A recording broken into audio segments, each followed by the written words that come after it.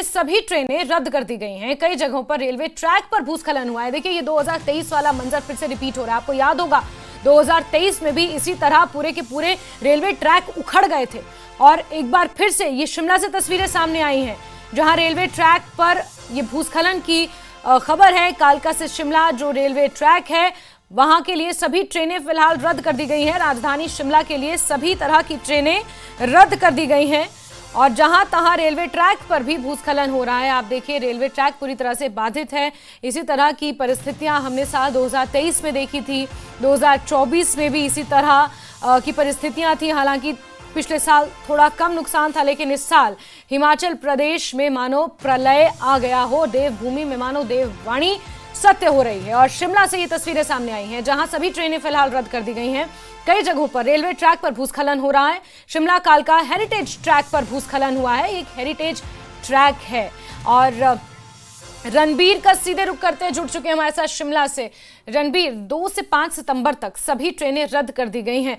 सड़कों का तो हाल बेहाल था ही, लेकिन ऐतिहासिक कालका शिमला रेलवे ट्रैक भी इसकी जद में आ चुका है। जी हाँ, देखिए, उत्तर रेलवे की तरफ से ये जानकारी दी गई है कि आज से जो ट्रेनों की आवाजाही है, इस ऐतिहासिक धरोहर में जो ये रेलवे ट्रैक शामिल है, इसमें जो है ट्रेनों की आवाजाही नहीं होगी। वैसे भी यहाँ पर इससे पहले भी कई बार देखा गया है। इससे पहले 2024 में भी और 2023 में भी हमने देखा कि किस तरह से जो रेल सेवाएं हैं वो बाधित हुई है। इसके अलावा यहाँ पर यातायात की जहाँ तक बात है कि यहाँ सड़क मार्ग भी बहुत सारी जगहों पर बंद पड़े हुए हैं। हालात ये है कि जो राज्य आपदा प्रबंधन प्राधिकरण की तरफ से जास्मिन जो जानकारी दी गई है, उसके मुताबिक यहाँ पर हिमाचल प्रदेश में 1200 से ज़्यादा सड़कें जो हैं, ये वो बड़ी सड़कें हैं जो बंद पड़ी हुई हैं, जो लाइफलाइन है हिमाचल की। तो आप अंदाज़ा लगा सकते हैं कि किस तरह से यहाँ पर हालात बिगड़े हुए हैं और जिस तरह से तस्वीरें लगातार निकल कर आ रही हैं। अब तो हवाई सेवाएं पहले से ही बाधित हैं क्योंकि मौसम खराब है। उसके बाद सड़क मार्ग से जो यातायात है वो प्रभावित है। अब जो एक रेल जो है शिमला पहुंचती थी, वो भी अब बाधित हो चुकी है। तो यहाँ पर हालात बेहद बिगड़े हुए हैं और मौसम विज्ञान केंद्र का ये कहना है कि आगामी जो कुछ घंटे हैं, 3 से 4 घंटे, वो 4 जिलों में जो है रेड अलर्ट जारी किया गया है। इन 4 जिलों में, जिसमें मंडी है, कुल्लू है, लाहौल स्पीति है और शिमला जिला है, चंबा जिला है, उसमें जो है भारी बारिश की संभावना है। तो ये हालात बिगड़े हैं, स्थिति जो बिल्कुल है रणबीर, और इस बीच हम साथ ही साथ कोटखाई की भी वो तस्वीर दिखा रहे हैं, जहां एक के बाद एक 3 जो बड़े बड़े देवदार के पेड़ थे वो मकान पर किस तरह गिरे। तो ना ही सिर्फ राजधानी शिमला बल्कि उसके आसपास के जो गांव हैं वहां पर भी हाल बेहाल है।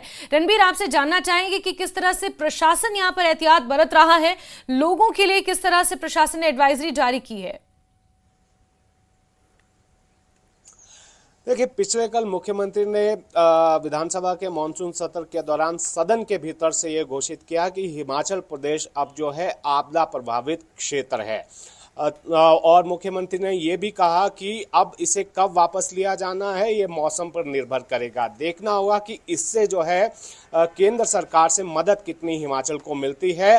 हालांकि अभी तक जो है केंद्र सरकार की तरफ से उतनी मदद नहीं मिल पाई है जो होनी चाहिए थी। जहां तक एडवाइजरी की बात है, देखिए, प्रशासन की अगर हम बात करें, बारिश इतनी तेज हो रही है और भूस्खलन की घटनाएं लगातार हो रही हैं, फ्लैश फ्लड आ रहे हैं, बादल फटने की घटनाएं ज़्यादा हो रही हैं। तो ऐसे में जो प्रशासनिक अमला है, उसे भी जो है सबसे बड़ी चुनौती मौसम ही बना हुआ है। जो राहत और बचाव कार्य है उसमें मौसम बड़ी बाधा बना हुआ है। फिलहाल तो यही एडवाइजरी जो है मौसम विज्ञान केंद्र और राज्य सरकार की तरफ से लोगों के लिए ये जारी की गई है कि वो जो लोग हैं, जो जिन्होंने ज़रूरी भी यात्रा करनी है, वो सुरक्षित स्थानों पर रहें और मौसम को देखकर मौसम का अपडेट लें, उसके तहत ही अपनी यात्रा को सुनिश्चित करें। लेकिन ये जो 4-5 जिले हैं, उनमें जो है काफ़ी नुकसान हुआ है और यहाँ पर यात्रा करना अभी संभव नहीं है।